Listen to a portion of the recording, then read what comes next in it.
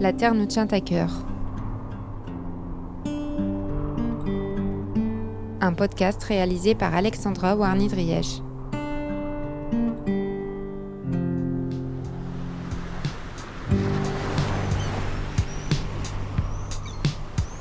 À travers ce média, je vous emmène sur le terrain, au plus près de celles et ceux qui étudient, soignent ou subissent les effets des bouleversements écologiques. Scientifiques, médecins, victimes de pollution, ensemble, ils nous racontent comment la santé de la planète et la nôtre sont intimement liées.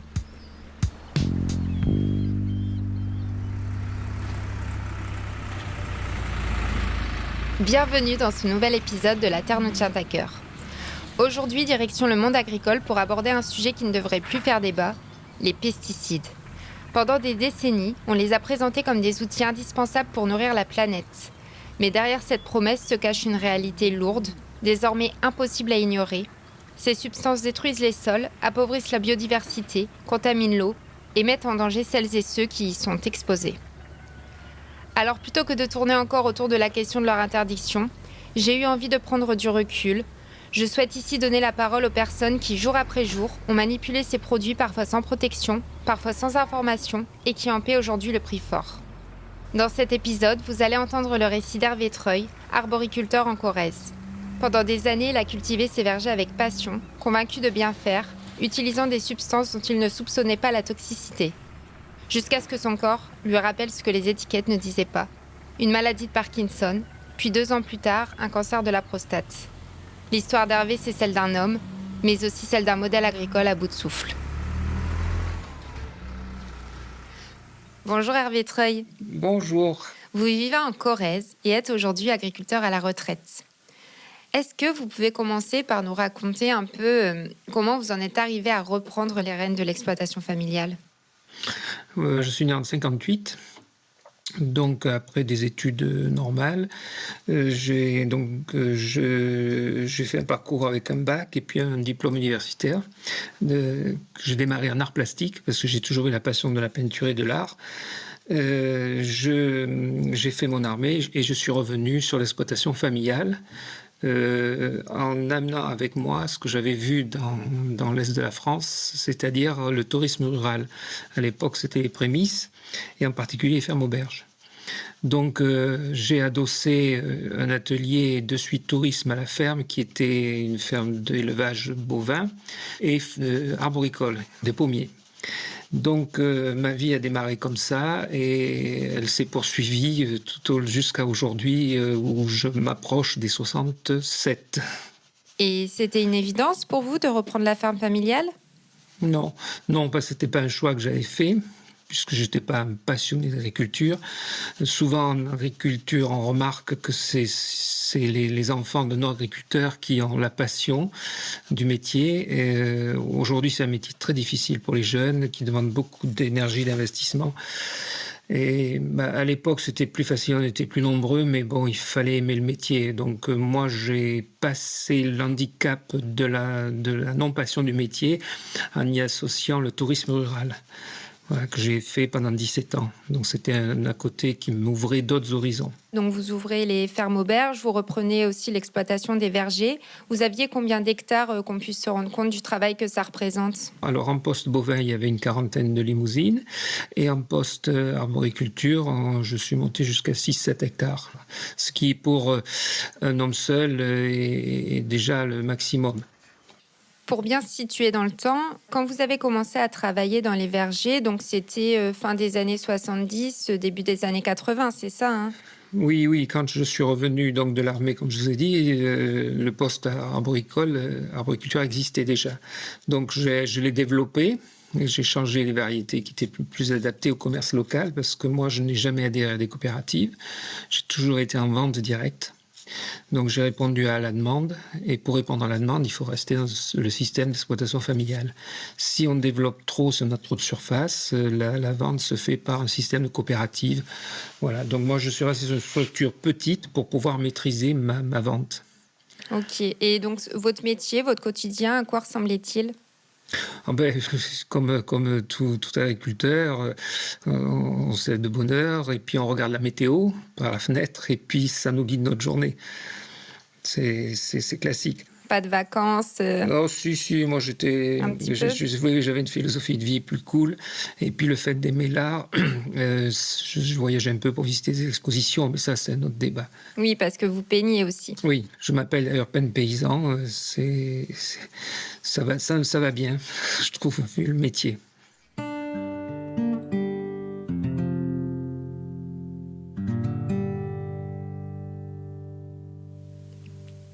Et à cette époque, on était en pleine révolution verte, qu'on appelle aussi troisième révolution agricole, parce que c'est une période qui transforme en profondeur les pratiques agricoles. Et ce, pas qu'en France, puisque ça se passe à l'échelle mondiale. Est-ce que vous avez commencé à utiliser des produits phytosanitaires parce que vos parents en utilisaient déjà, ou est-ce venu après? Alors, j'ai fait la continuité, donc j'ai étudié les produits, mais comme je n'avais pas un diplôme agricole, pour m'installer, pour avoir des subventions, il a fallu que je passe des équivalences agricoles. Et là, on a appris à travailler suivant ce que l'on savait. Donc, les techniciens nous ont appris ce qu'ils savaient, ils ne pouvaient pas inventer les choses. Et c'était un peu la découverte de la chimie, si je peux appeler ça comme ça. C'était révolutionnaire. On passait avec un produit, on tuait des insectes, on était tranquille, et puis voilà, on se souciait pas de l'environnement à l'époque. Il fallait faire du rendement, répondre à la demande. Oui, et est-ce qu'il y avait quand même des conseils particuliers donnés par ces techniciens agricoles? D'ailleurs, parenthèse, pour les personnes qui ne sont pas familières du milieu, un technicien agricole, c'est un professionnel spécialisé dans la gestion et la mise en œuvre des pratiques agricoles visant à optimiser la production. Donc ma question, est-ce que vous aviez conscience des risques pour votre santé? Non, non, parce que les connaissances étaient telles que même un technicien agricole, si même il avait suivi une formation, lui-même avait une formation basée sur la production. Peu importe comment on arrive à produire un fruit, le tout, c'est qu'il réponde à la demande du consommateur, qu'il soit beau. Parce que moi, par expérience, j'avais pas de beaux fruits puisque j'essayais de traiter le moins possible, mais il fallait quand même que j'utilise des produits. Lorsqu'un fruit est taché à l'étalage, en comparaison avec un fruit qui est beau, le consommateur va vers le fruit qui est beau. Donc, on travaillait à la demande du consommateur. Et puis, il y avait tout à découvrir. C'était le début de la lutte entre divers prédateurs, ravageurs. C'était passionnant quelque part de travailler avec la nature, mais c'était tellement plus facile de passer avec un produit phyto ou un désherbant en l'occurrence. C'était plus confortable pour le paysan. Et concrètement, pour qu'on puisse bien visualiser vos conditions de travail, comment se passaient les traitements du verger avec le matériel dont vous disposiez à l'époque? Alors, il faut noter aussi, comme vous le soulignez, la progression qui s'est opérée avec le temps sur le matériel et la production qui s'est opérée aussi sur les produits, parce qu'il y a eu quand même une prise de conscience et on ne peut pas tout rejeter. Mais au niveau matériel, c'est très important parce que les agriculteurs des années 60 n'avaient pas de cabine sur le véhicule, sur le tracteur. Il n'y avait pas des filtres. Comme maintenant, c'est obligatoire. Nous n'avions pas un matériel très performant au niveau de l'atomiseur. L'atomiseur, c'est ce qui sulfate le verger. Donc, c'était, allez, tu prends 1 litre de produit, tu le mets dans 400 litres d'eau et tu t'en vas sulfater pendant 1 heure. Voilà. Et on ne nous disait pas... puis, on ne cherchait pas non plus, parce qu'il fallait faire le boulot, la météo était là, il fallait traiter. On ne cherchait pas à voir si le produit était toxique ou pas. C'est le problème. Et on ne nous disait pas protégez-vous. Masque, gants, combinaisons, ça c'est venu avec le temps. Vous en parliez quand même un peu entre agriculteurs? Oui, parce que ceux qui sont coopérateurs bénéficiaient de formation et d'informations. Moi, je n'étais pas coopérateur, donc ces informations, c'était à moi d'aller les chercher. Je bénéficiais des services de la Chambre des cultures par un technicien agricole qui, petit à petit, nous a fait prendre conscience. Attention, halte, c'est dangereux pour la peau, c'est dangereux pour votre corps, c'est dangereux pour l'environnement. Et là, il y a eu un retournement de travail, de réflexion, et on a commencé par arriver à la lutte raisonnée. C'est-à-dire qu'on a commencé à raisonner, je sulfate parce que j'ai un prédateur, je sulfate pas parce que le prédateur n'est pas là, ou l'auxiliaire, ou enfin voilà. D'accord. Je voudrais juste revenir sur la période où vous n'aviez pas de protection pour manipuler les pesticides. Est-ce qu'il vous est déjà arrivé parfois d'avoir des effets secondaires en les utilisant, comme des vertiges, la peau qui brûle, les yeux qui piquent? Voilà, les yeux. Les yeux? Les yeux qui, même là, je mettais des lunettes en plastique, mais ça, là, comme ce sont des vapeurs, ça pénètre partout. Oui, des piqûres dans les yeux, et puis éventuellement, quand ça tombait sur la main, moi, je mettais des gants, mais le produit a que quelques secondes, il pénètre dans le derme ou l'épiderme, et il va dans le corps. Alors, on est tous différents, hommes, femmes, on a des parcours différents, et on réagit différemment à l'environnement qui nous entoure. Bon, certains arboriculteurs ou maraîchers ne seront jamais malades. Je rebondis rapidement sur cette remarque d'Hervé pour vous donner quelques chiffres qui me semblent indispensables à connaître pour comprendre l'ampleur de la situation. Depuis 2012, la maladie de Parkinson peut, sous certaines conditions, être reconnue comme maladie professionnelle chez les agriculteurs. Et pour cause, les dernières estimations de Santé publique France révèlent que 1800 nouveaux cas par an sont déclarés chez les exploitants agricoles âgés de 55 ans et plus, soit un risque de maladie environ 13% plus élevé que dans le reste de la population. Dans votre cas, les premiers symptômes sont apparus à 58 ans. Vous avez commencé à avoir des tremblements qui vous ont poussé à consulter. Vous me disiez qu'au début, on mettait ça sur le compte de la fatigue et du stress, jusqu'à ce que finalement, des examens plus poussés révèlent que vous étiez atteint de cette maladie neurodégénérative. Comment s'est passée l'annonce du diagnostic ? Par une incompréhension, d'abord, qu'est-ce que la maladie de Parkinson ? Donc j'ai cherché, j'ai compris, j'ai essayé de voir comment ça fonctionnait, pour mieux l'assimiler. C'est-à-dire que quand on comprend les choses, on peut les assimiler de façon plus positive. Vous pouvez nous expliquer un petit peu pour que les gens comprennent vraiment ce qu'est cette maladie, parce que c'est vrai qu'on en parle beaucoup, mais on en parle de plus en plus en tout cas, mais je suis pas sûre que les gens se rendent compte, parce qu'on imagine juste une personne qui tremble, mais en fait c'est beaucoup plus que ça.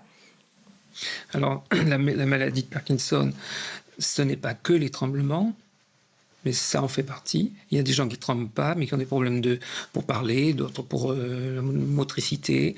Il y a 10 patients, il y a 10 cas différents. Alors, il y a un élément très important dans cette maladie, c'est de garder un lien social.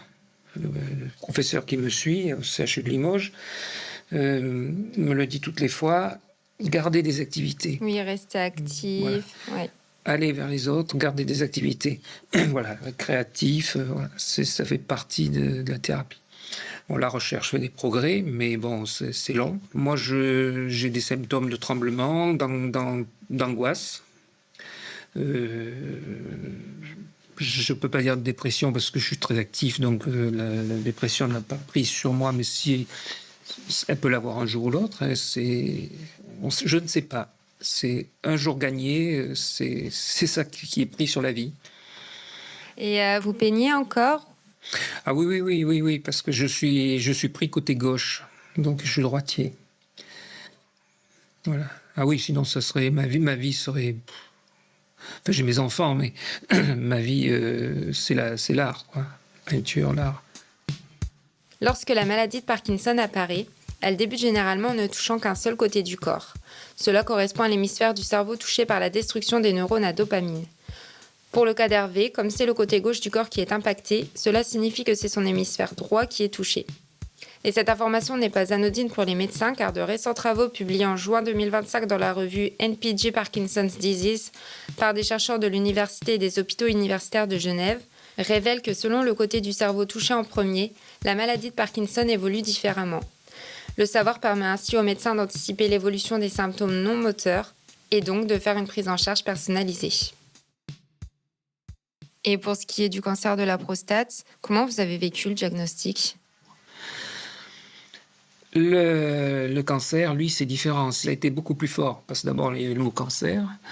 C'est un mot qui est pas très agréable à entendre. On s'imagine tout un protocole qui va derrière, sans tenir compte du stade. Bon, quand le stade est défini, on est soulagé parce qu'on se dit « Ah, c'est moins grave que prévu ». Ou si le stade est plus dramatique, on raisonne dans sa tête avec, voilà, je vais diminuer mon espérance de vie. Et puis il y a le protocole qui est lourd aussi. Parce que la maladie de Parkinson, le protocole est plus léger. Ce sont des médicaments qu'on prend toutes les 4 heures, et puis tant qu'on est à peu près autonome, il n'y a pas d'intervention. Il y a des interventions se font aujourd'hui quand on arrive à un stade vraiment d'handicap très lourd.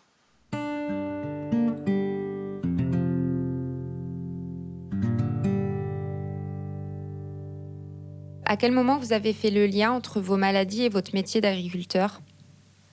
Assez rapidement, très rapidement, parce que cette maladie, elle peut être génétique. Chez moi, dans ma famille, c'est pas le cas. Il n'y avait pas de personnes touchées par cette maladie. Donc, on s'est orienté vers ma profession. Donc, agriculteur, qu'est-ce que je faisais ? J'utilisais des herbicides, pesticides. De suite, alerte. Bon, on fait un suivi, on voit des médecins, on est suivi, c'est assez long le parcours. Et puis le verdict tombe lorsqu'il y a eu les examens nécessaires à l'hôpital. Voilà, le diagnostic est confirmé. Ma question est peut-être un peu délicate, mais si vous aviez connu les risques des pesticides pour votre santé à l'époque, est-ce qu'aujourd'hui, avec le recul dont vous disposez, vous pensez que vous les auriez tout de même utilisés ? Quelque part, on a été obligé de les utiliser. Parce qu'on ne pouvait pas sur un verger Aujourd'hui, par exemple, un arboriculteur qui a 10 hectares ne peut pas travailler à la main, c'est pas possible. Il faut travailler avec des produits. Mais c'est pour ça que vous parliez d'injustice aussi envers les agriculteurs ? Ben, l'injustice, elle est à plusieurs niveaux. Donc l'injustice par rapport aux productions actuelles qui bénéficient d'une mauvaise publicité. On en voit tous les jours, même s'ils font des progrès, alors que dans les années 70, il fallait pas analyser un fruit, c'était catastrophique. Alors après, il y a l'injustice personnelle, mais c'est-à-dire que pourquoi moi je tombe malade et pourquoi pas mon voisin qui a fait la même chose que moi ne tombe pas malade. J'appelle ça une injustice, mais c'est pas le mot qu'il faudrait. Pour aller un peu plus loin, vous portez quel regard sur l'agriculture biologique où tout produit de synthèse est banni et la lutte raisonnée où effectivement on autorise certains produits mais dans des quantités modérées pour limiter leur impact sur l'environnement ? Oui, alors l'agriculture raisonnée, on fait des comptages et on n'intervient que si c'est nécessaire. On compte les araignées, on compte les pucerons, etc. Bon, on rentre dans le verger avec ses bottes, on traverse le verger, on l'observe. Et ça a été nouveau, ça a été une révolution de faire l'observation. Après, on a passé à la bio, qui était également, on a doublé l'observation, on examine tout à l'œil, on juge, on prend sa loupe, on regarde s'il y a des pucerons cendrés, des araignées rouges, etc. Et on n'intervient que si c'est nécessaire. Et là, je reviens au coût à l'hectare. Si je n'interviens pas, je me garde mes marges. Donc la bio a été une révolution dans le milieu de l'arboriculture, même pour tout, mais elle répond à un marché local. Il n'y a pas de la part des pouvoirs publics, on ne sent pas qu'il y ait une dynamique à produire bio. On le voit bien, d'ailleurs les prix se sont tassés. Il y a quasiment plus de différence entre un fruit en lutte raisonnée et un fruit en bio. Le consommateur en achète peut-être moins. Et on a des rendements qui sont plus faibles à l'hectare. Donc, qui dit rendement plus faible, moins de tonnage, et on a des difficultés à répondre à la demande. Donc, c'est surtout pour un marché local. Oui, voilà, c'est ce que vous me disiez. À un moment, il faut choisir si on souhaite faire 5 ou 50 hectares. C'est un choix politique. Il y a quelque chose qui est perdu. À mon avis, on ne reviendra pas en arrière. C'est l'exploitation familiale qui était intégrée dans un environnement. Bon, il y avait peut-être 20 vaches, mais la pollution correspondait à 20 vaches. Aujourd'hui, on a des ateliers de 100, 200, 300 vaches sur des zones limitées et on a des excès de pollution. Bon. Avec l'exploitation familiale, nous n'avions pas ça, ou beaucoup moins, ou plus localisé. Seulement, il y a eu des choix faits pour développer l'agriculture intensive. Et il faut voir que la moyenne d'âge, par exemple, nous allons prendre le poste de Vaudelet en Corrèze, la moyenne d'âge des agriculteurs est de 57 ou 56 ans. Donc, ce qui veut dire que dans peu de temps, ils seront à la retraite, il n'y aura plus de production. Et il en va de même pour d'autres productions.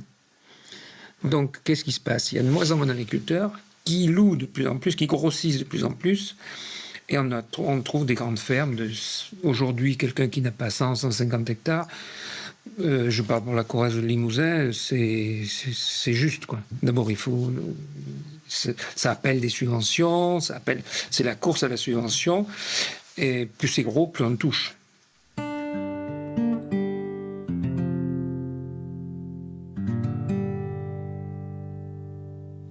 Vous avez déposé un dossier auprès du Fonds d'indemnisation des victimes des pesticides qui, d'ailleurs, je tiens à le préciser, n'existe que depuis 2020. Ce fonds garantit la réparation forfaitaire des dommages subis lors d'une exposition professionnelle aux pesticides. Comment s'est passée cette démarche pour vous? C'est facile d'obtenir cette reconnaissance, cette indemnisation? Alors, au début, il faut commencer par comment je les ai connus. Parce que à l'époque, j'ai eu la chance de rencontrer une journaliste qui avait fait un reportage sur Phytovictime et qui était venue chez moi pour ma peinture. Elle avait vu que je tremblais. Elle me dit « Ah bon ?» Je dis « Oui, c'est comme ça. » Elle me dit « Ah, mais j'ai fait un reportage sur une association, vous devriez vous rapprocher d'eux. » C'est ce que j'ai fait le jour même. Et je suis tombé sur des gens formidables. Une association qui se dévoue pour aider les gens. Et ils se sont intéressés à mon dossier, ils m'ont accompagné avec au niveau administratif. C'est très important parce que c'est un maquis. Ça a mis, je crois, un an à aboutir, quoi. Et bon, j'ai une rente, une petite rente, qui est financée par plusieurs fonds, dont des taxes sur les produits phyto produits par des entreprises, je ne veux pas citer de nom, mais des grosses boîtes. Quand elles achètent un produit, il y a un tout petit pourcentage qui va dans une caisse.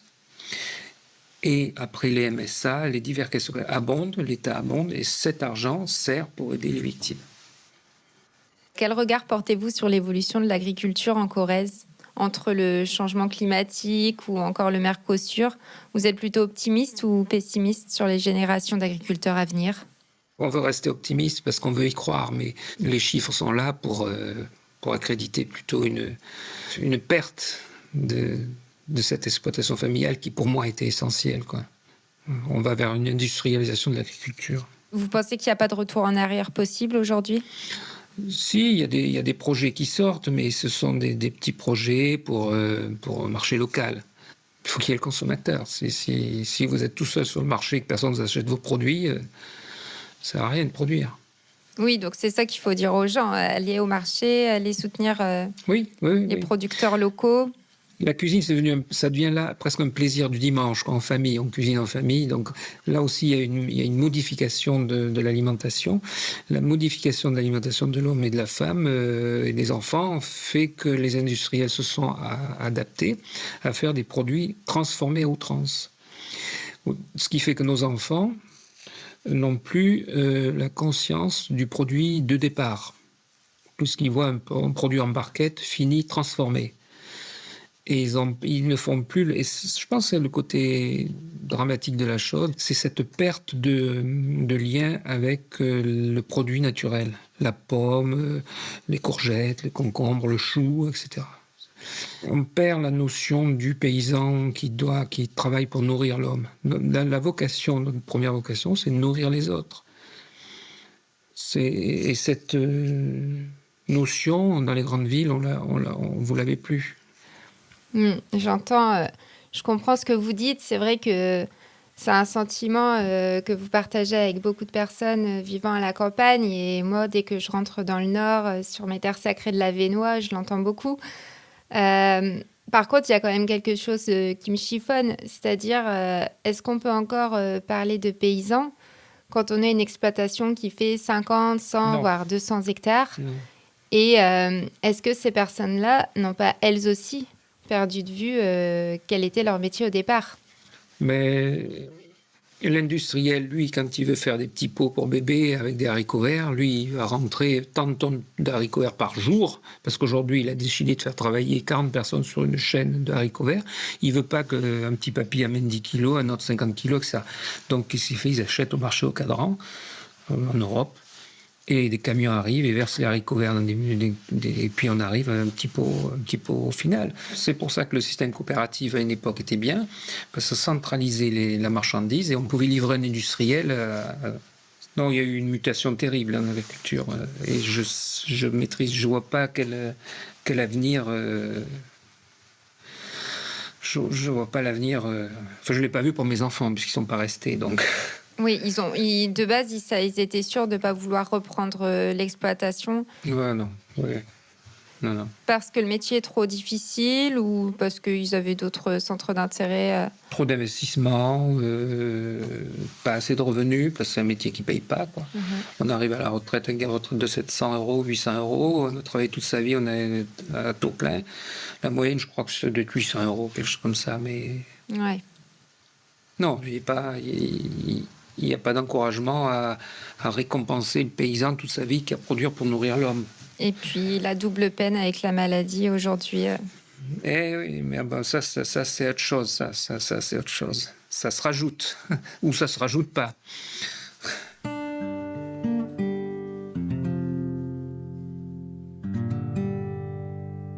Merci beaucoup pour cet échange, Hervé Treuil. Avant de nous quitter, j'aimerais vous poser une dernière question que je pose à tous mes invités. Si vous pouviez partager un seul conseil aux nouvelles générations, lequel serait-il ? Ah ben là, j'ai pas réfléchi à ça, mais je leur ai dit, ce que je pourrais leur dire, c'est garder cette chaîne alimentaire indispensable à l'équilibre de la nature.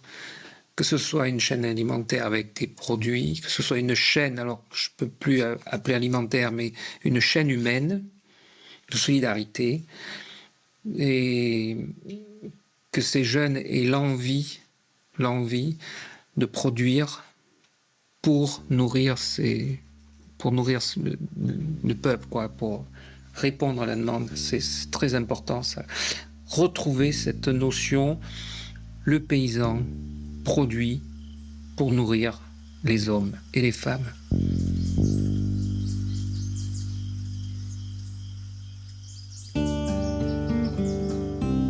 Merci d'avoir écouté La Terre nous tient à cœur. Si cet épisode vous a plu, n'hésitez pas à le liker, à le commenter ou à le partager autour de vous, car c'est ce qui aide le podcast à grandir. Et si vous avez une question, une idée de sujet ou tout simplement envie de découvrir les coulisses des épisodes, rendez-vous sur Instagram, sur le compte La Terre à cœur. Vous pouvez aussi retrouver tous les épisodes sur votre plateforme d'écoute préférée. À très vite, et d'ici là, prenons soin de nous, prenons soin de la Terre.